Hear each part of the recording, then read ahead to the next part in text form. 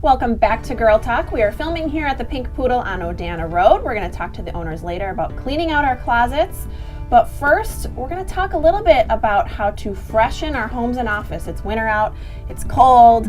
I tend to keep it closed up in the winter, but it does get stale. So Sue Klein from Klein's Floral and Greenhouses joins us, and she's got the solution for us. So we are hopeful you can answer some questions. Welcome, first of all. Thank you. Glad to have you as always. You've beautified our set as usual.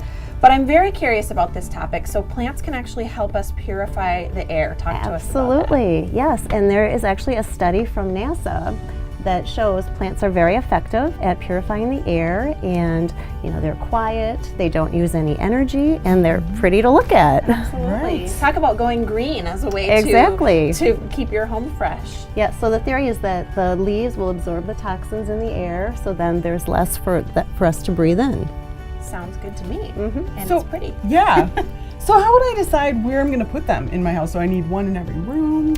Well, think about rooms that would be good places that like a lot of electrical equipment. Offices are an excellent place to have, in your workplace as well. Your bedroom, living room, your home office, and all that. I can feel my endorphins just rising being around all this green. It feels really nice. True. I see that you have a couple different types of plants here. Are there some that are better to purify the air than others? And well, the study from NASA came up with 15 plants, and I brought most of them here today. We have the peace lily. A lot of these are probably going to look common, but there's the peace lily, there's a Chinese evergreen, there's pothos, also called devil's ivy, philodendron. There's a lot of different varieties of those. The ivy is actually really good as well. There's this plant here is called the snake plant. Mother-in-law's tongue is another name for that. That one's very good. Yep.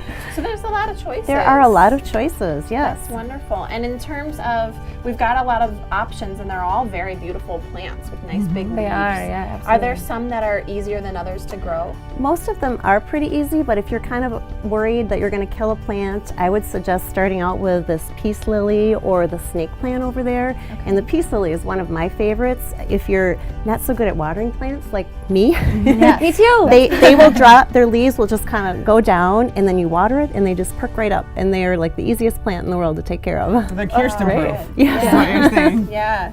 So like a lot of living rooms or theater rooms where you have a lot of electric equipment, like some of those don't get a lot of sunlight. So is there a certain plant that would do better in those types of areas? Sure. The pothos, the viney plant over here, that's the green and white one is good. The philodendrons are very good. That's this one with the big leaves? That one, there's a lot of different varieties of philodendrons, but that is one of them, yes. And then the peace lily and snake plant actually are well for that.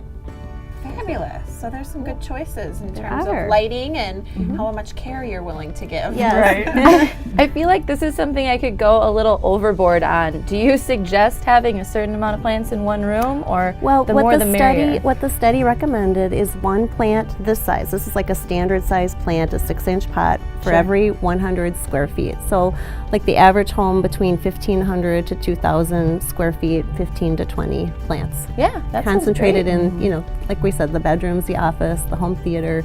Plus it just looks so nice. It's so pretty, and like in the middle of winter, it's like you have your own little greenhouse. What an easy way to I show homes for a living, so I'm in houses all the time, but what a nice way to make it look beautiful, and also have the added benefit of having it purify your home. Right. Purify the air. Right. That's awesome. Yeah, absolutely. And for folks who are planning on coming in and taking you up on this great offer to purify our homes and our offices, there's folks at Klein's that can kind of direct us Absolutely. So a lot of people are concerned about lighting, like what plants are best for certain rooms. So if you know what direction the window faces, that's helpful to know. And as far as watering goes, most plants are pretty much average watering. They have average watering needs. Just you have to feel the soil really to feel when it's dry to the touch, and then water thoroughly. So you water all the way through the pot, not just like a little tablespoon or anything like that. Yeah, no, you need to water it thoroughly. Juice there. Yes, yes. Well, what a fun idea to just help us through these gray days and keep our homes and offices a little bit fresher through the winter. So go see them over at Klein's Floral and Greenhouses. They'll point you in the right direction and get your home nice and fresh. And stay tuned, because after the break, we are going to tell you how to clean out your closet. So stick around for more Girl Talk.